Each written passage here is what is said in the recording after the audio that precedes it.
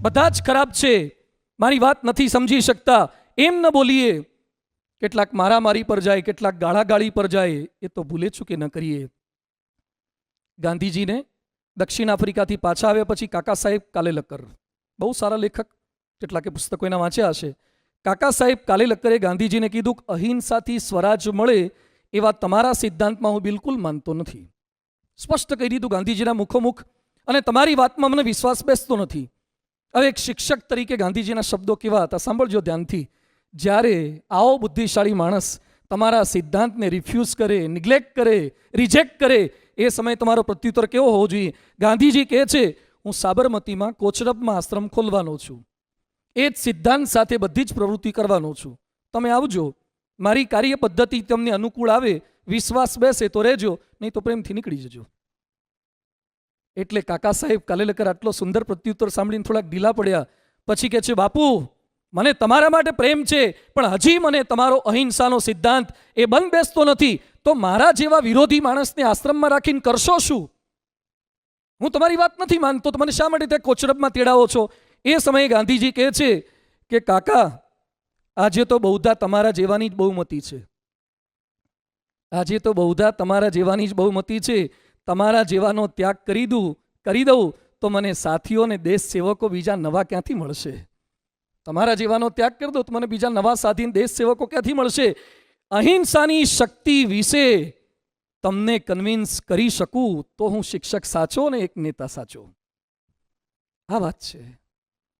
આપણે આપણા ફિલ્ડમાં એક્સપર્ટ થઈએ, એને એપ્રિશિએટ કરીએ, એનામાં જે કંઈ સારું છે એને બિરદાવીએ, એને કન્વિન્સ કરતા થઈએ. એક શિક્ષક તરીકે સાચી વાતો પીરસવાની સાચી રીત, પૂર્વગ્રહ રહિત શિક્ષણ, અને સાથે સાથે સારી વાતોને યોગ્ય રીતે પીરસીએ તો ચોક્કસ સામેનો માણસ કન્વિન્સ થતો હોય છે. એ છાત્ર સાથેના સંવાદ છે. બીજી વાત આપણે સમજવી છે, આપણી જાત સાથેનો સંવાદ અને સ્ટાફ સાથેનો સંવાદ. મોટે ભાગે માણસ ટચ સ્ક્રીન દ્વારા જે નથી ઓળખતા એની સાથે કનેક્ટ થઈ ગયો.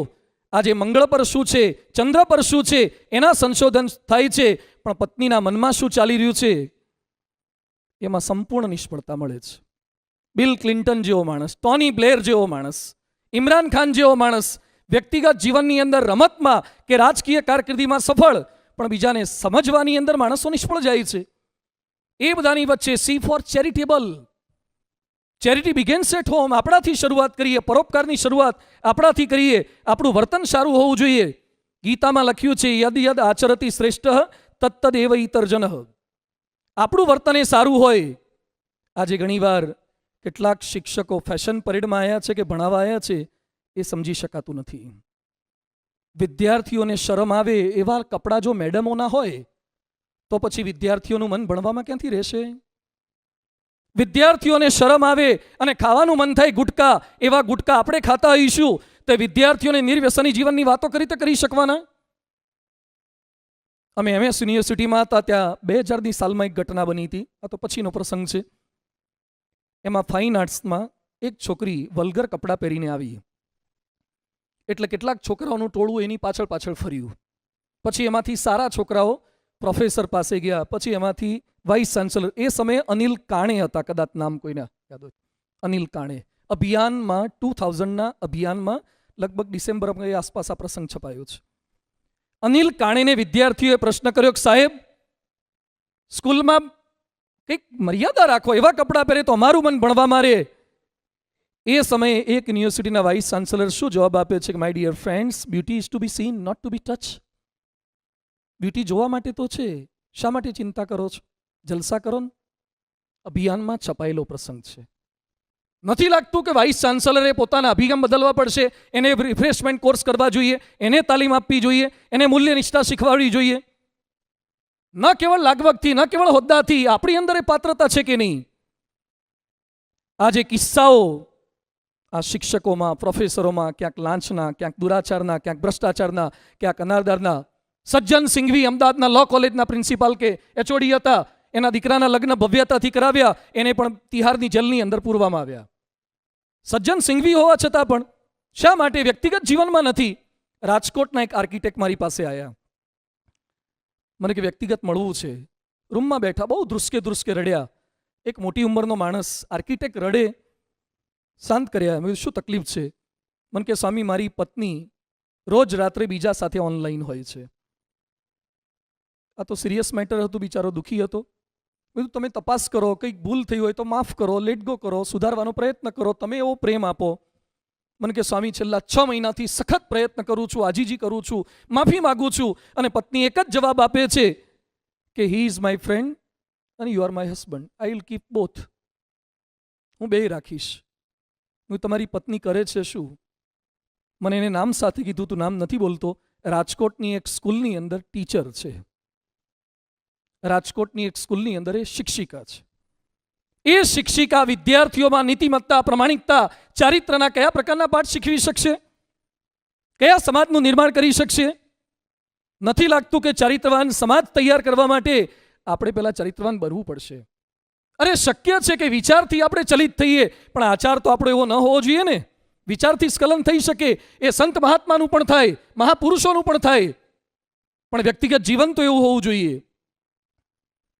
તો સૌથી પહેલા વિદ્યાના જ્ઞાન કરતા પણ આવશ્યકતા આ છે. આપણા કોઈ જ પ્રવચનો, આપણા કોઈ જ લેક્ચર વિદ્યાર્થીઓ નહીં સાંભળે જો વર્તનમાં નહીં હોય. તો એમર્સન કહેતા, what you are shout so loudly in my ears that I can't hear what you say. તમે જે છો ને એ એટલું જોરથી સંભળાય છે ને, એટલે તમે જે બોલો છો મને બિલકુલ સંભળાતું નથી. ગાંધીજી કહેતા, an ounce of practice is more than tons of talks. Gandhiji બહુ બોલતા નહીં, જોરથી બોલતા નહીં, ખાલી સહેજે સહેજે બોલ્યા, હિંદ છોડો, અને એના શબ્દોની અસર થઈ. તો શબ્દોની અસર થશે. તપસ્વી વાણી તો જીવંતણો આધાર માગે છે, નહીં તો શબ્દો ખાલી ખાલી ભાર લાગે છે. જીવંતણો આધાર માગે છે. આપણું એ પ્લેટફોર્મ જોઈશે. એના માટે આપણે સંકલ્પ એ કરવાનો છે, ચારિત્ર્ય, નિર્વ્યસની જીવન, સદાચારી જીવન એ આપણામાં હોવું જોઈએ. અને બીજાને પેરેલલ પાછી મદદ કરવાની ભાવના એ પણ આપણા મનની અંદર હોવી જોઈએ. ઈશ્વરચંદ્ર વિદ્યાસાગર, બંગાળના પ્રોફેસર સંસ્કૃતના, એની માતાએ બંગડીઓ વેચીને દીકરાને ભણાયા. ભણ્યા પછી પહેલો પગાર આવ્યો, એ માતાને અર્પણ કરતા કહે છે કે માં, આ પૈસામાંથી બંગડીઓ પાછી લઈએ, ઘરેણા પાછા લઈએ. એ સમયે ઈશ્વરચંદ્ર વિદ્યાસાગરની માતા કહે છે, બેટા મને આ ઘરેણા નથી જોઈતા, મને 3 ઘરેણા તું કરાવીને આપ. કયા 3 ઘરેણામાં? પહેલું ઘરેણું, દેશના સંતાનો જ્ઞાન વિના અભણ રહે છે, તો તું એક શાળા બંધાવ, એ મારું પહેલું ઘરેણું છે.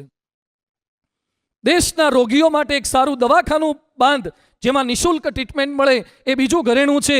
અને દેશમાં જે ભૂખ્યા માણસો છે એના માટે સદાવ્રત બાંધ, એ મારું 3જું ઘરેણું છે. અને ઈશ્વરચંદ્ર વિદ્યાસાગરે પ્રોફેસર હોવા છતાં પણ આ પ્રકારની પ્રવૃત્તિઓ બધી શરૂ કરી.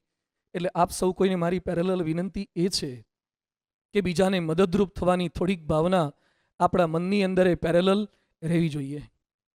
એક ખાલી બીજાને મદદરૂપ થવાની થોડીક તૈયારી એ માણસને કેટલો બદલી શકે છે.